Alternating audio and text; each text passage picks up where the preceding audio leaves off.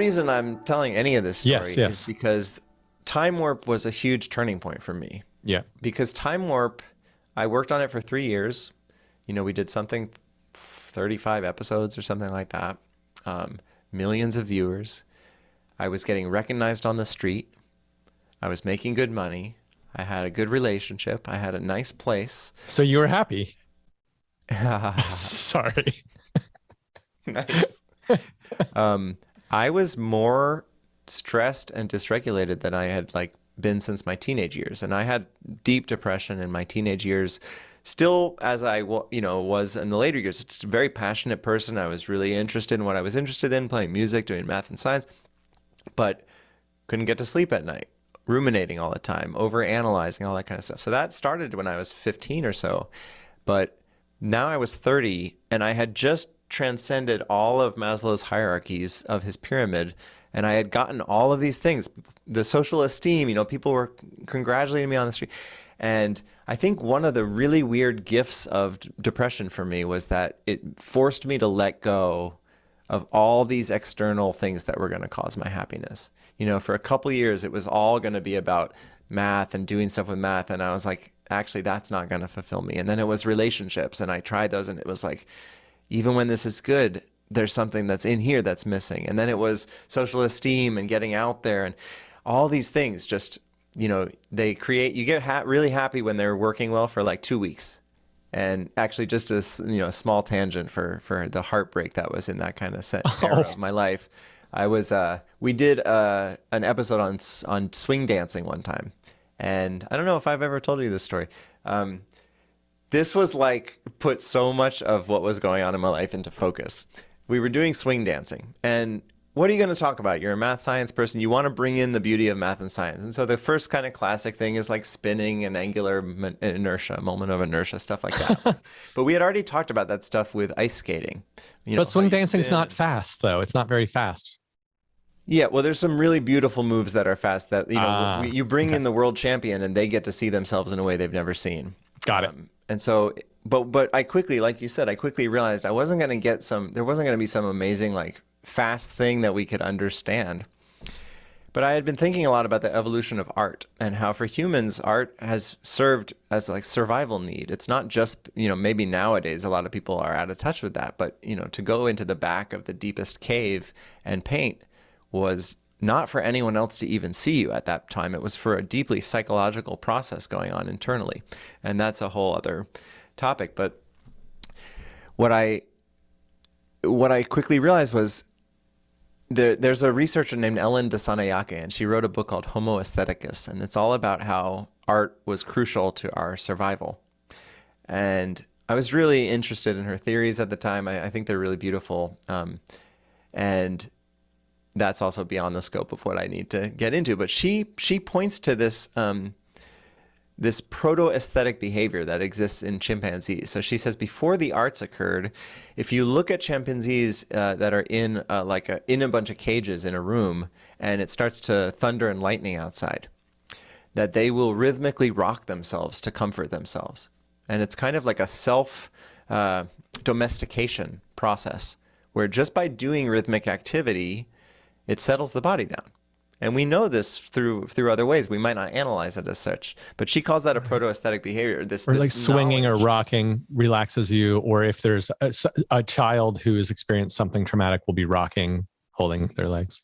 Yeah, it's a self-soothing mechanism. And so I said to these world champion swing dancers, I said, hey, this woman, Ellen DeSanayake, has this theory about proto-aesthetic behaviors, and I'm wondering how that connects, because I was so excited, we're going to go deep. We're going to really get into origins of art. We're not going to talk about spinning. We're going to go deep. And the guy looks at me and he says, yeah, swing dancing was made in the Great Depression, specifically to give people a way to get out of the depression and stress around them. And as a host, I was just like, oh my God, you can't land a better last line than that, And I was like, thank you, shook their hands, cut. Everyone's having a great time at that. Wow, I didn't know that. That's amazing. Amazing. I didn't know that's what was going to come feel elated in a swing dance, specifically contra dance, which is not the same, I guess. So maybe I shouldn't, although I have swing There's danced as joy well. in contra dancing But, as well. but so no, but it is, well, there's some similar motions. So I guess I'm crossing wires, but I felt a lot more joy in a contra dance than in a swing dance. But I did feel joy because I did study swing because it was a revival in the 90s, but in a contra dance, and also even more in the Sufi dances for universal peace, but similar motions of partnering, spinning, um, and stomping. I don't know what the importance of stomping is, but stomping to the rhythm and singing together also in that case. Yeah.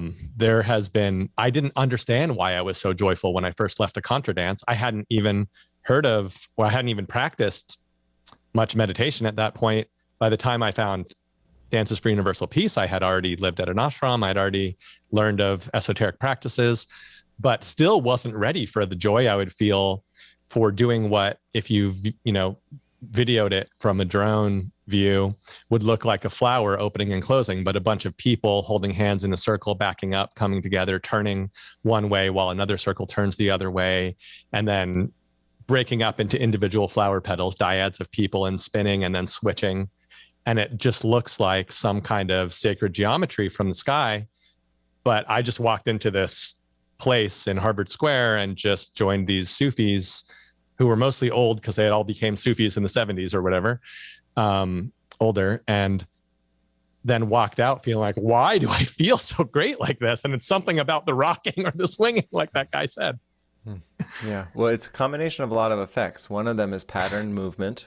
We love to learn and then make unconscious patterns of movement. It's one of the beauties in music too. Once you learn a piece on an instrument and your body knows it in a way that your mind can't even keep up anymore, that's some of the deepest joy, because you actually lose yourself in union with the music. You get that, but you also have social cohesion. You're losing yourself to something larger, not just the patterns of movement, but actually the cohesion, those rings moving with each other. And you feel that. Anyone that's played in an orchestra or in a band, and they know like doing their part fully falls into the coherence of a larger signal, is one of the best feelings that people know. And that's not very different from union with the divine that people find in meditative states. So you're combining a lot of different things that are powerful to the human psyche and to the human body. But just to finish the punchline of that story, because it's like takes a kind of a right turn. Like this was one of these moments where like in the morning I'd been thinking about how to get the cool science in, and we got it, and it freaking nailed it. And then a producer, as soon as we called cut, a producer walked up, and we were all taking things down, and he said that was really a cool connection. If it takes more than 7 or 8 seconds, we're never going to be able to use it. And he just walked away. And it had taken like 40 seconds to connect around that topic. Wait, if what takes more than...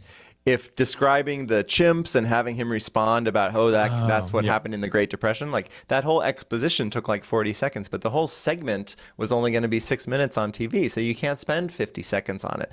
And so he just walked up and just like ripped my soul out of my body. And as soon as he walked, I wasn't 100% in the show anymore. Wow. Right in that moment. I wasn't even trying anymore. How could you be though? That was the beautiful moment. Well, all the visuals are beautiful. And no one ever sees it. No one ever gets to see that moment because of the rules of cable. No one will seize the moment. It was rough. And just to say though, all of the time warp stuff was brought up because of the transition that it provided between light bulb and slow dance. No, I know. And so that show ended a couple months after that moment, but my soul was not in it anymore after that moment. And at first I was just glad to be free of it, just relieved, And like we were talking about with Maslow's hierarchy, for a week or two, just relieved, But all of a sudden I had nowhere to go. I had nothing, like there was no more Maslow's hierarchy that I was aware of, like to get into. And I didn't really understand what self-actualization or self-transcendence meant. And so I wasn't thinking of what was happening in terms of Maslow. I was just like, literally, I just don't know what to do.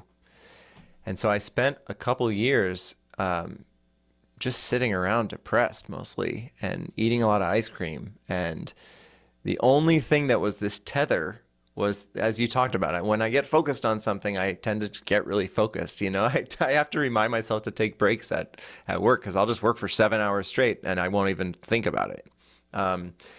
So the singular focus now was, why don't I feel good? And there was nothing left to distract myself in terms of like, oh, it's because I need a better, cooler job. It was like, no, that's clearly not it. It's clearly here. It's clearly in my moment by moment thoughts about my life and about it not being right and my body not feeling good. And I had chronic pain at this point. And so just like things just didn't feel good and there was nowhere to go. And so all my focus went to reading. And so I just spent all day, I'd order like 2 or 3 books a week. From Amazon. I built up like hundreds of books. I have some old photos of me with just hundreds of books around during that era. You were at my place at the time. And I would just read those things, and then that would give me the hint to the next books. And so, quickly I found, meditation as a way to settle the mind and et cetera, et cetera. But literally from having been a physics major, that seemed too woo-woo to me at the time, which is so funny to me now, because it's like... It's just so obvious to me what's going on. I mean, also you got to remember the times have changed. So 15 years ago, I think meditation was considered not crazy, but not really something to be taken seriously. And I think that if you want to say it this way, like the movement, whatever you want to call it, has succeeded, quote unquote, and meditation is part of institutions recommended by psychologists, taught in some schools occasionally, and not considered crazy, just like a practical thing to do by most people now. So it's a different time too. Yeah, and it's been largely distilled out from traditions that hook people into thinking it's A or B. And, the link for me is still now the link for a lot of people, which is that I found books where neuroscientists talked about the fact that it was verifiable that it was improving people's well-being. And that made it acceptable for you. That was the first thing, which is like, okay, whatever their belief system is around it, the practice itself is improving well-being, and that's what's going wrong with me right now is well-being. So I'm going to start paying attention to my breath. And, very basic. And that eventually led to like a, Goenka Vipassana retreat and stuff like that. But at least I was just testing anything, that tried to directly address the issue. That's trouble. And this is like a key moment too, developmentally for a human, right? You had hit a dead end, I think, but it's not the same dead end that everybody hits. People hit rock bottom. I guess you had hit like rock top or something like that. Like, it's a great term. Yeah. I just made it up, but I feel like you were like your own rock star. I mean, you weren't super famous or anything. You weren't super rich, but what more did you want than to do slow motion TV show? Or not that you wanted a TV show, but to professionally do one of these illusory art science. It's perfect, right? It's exactly what you needed to do. And lots of people were seeing it. And so it was very gratifying until this producer said that the beauty didn't matter, but gotta hit the numbers. But so you had hit this dead end where, even though it was a top, it was a rock top, where you didn't know what to do anymore, and your assumptions that had been serving you up to now apparently were wrong. And so you had to reconsider some things, maybe axioms or belief structures or something deep was allowed to move now, because why move it if everything's working, right? So now all of a sudden everything's not working. I mean, maybe everything never was working, but you're just running along and now you're like, whoa, this is not fucking working. Mm-hmm. And so I think that this is a time when amazing things can happen. And it's not always that it leads to meditation. I mean, a lot of Buddhist, like stereotypical stories do follow this pattern, but I think it can lead to a lot of interesting things. When you can't move forward in the direction you thought you were going to move forward anymore, you have to make space. That's what that reading was. It was like a permission, a little zone for you to explore. I mean, you weren't happy. Right. You had the ice cream piled here and the books piled here. I even remember at one point in time, I don't know if this is the same time, but you're like, we should eat ice cream. And I'm like, no, like it's not good for me. And you were like, find me a reference where it says ice cream's not good for you or something. Like Google it or something. And you were like in this ice cream and book zone, it was awesome. It was awesome. And I think that's the quote. I don't know. I might be like playing you off much, I don't much care if worse it's than the true or not. reality of It's it. great. But it's It's just great. how it's the funny thing that I remember. And I was just laughing at the time anyway. Mm. And and this was this place where you made space for yourself, and where people do when they hit a dead end. It might not always be a positive space, but they have to reconsider. They might go on. This was your bender. You're on a version of a bender. The ice cream serving the dulling effect, of like the drug being the stereotype in the bender, and the book being you like pondering your existence through cognition and through probably also experiential retracing the footsteps of these authors and playing their words over your own experiences and wondering if there's anything for you in this life, where do you go next? Yeah. Yeah. It's really, Rock Top really hits it. If you look at the statistics of famous people's well-being, like, it's not good. All these people, all these famous actors and things like that everyone knows on the streets, like, generally does not lead people to feeling fulfilled. It usually, the people that are so driven to get to those spots have a lot of trauma driving that, a lot of ego structure driving that isn't ever going to be satisfied. And you can live your whole life thinking one more bigger movie is finally going to get what I need to fill this hole, but actually it's not the right shape. It's a square trying to fit into a round hole, and the hole is actually about your feeling of how alive you are in the moment. So did you ever thank the director for shutting you down? I am so thankful that all happened now, because I would have sat in quiet discomfort my whole life.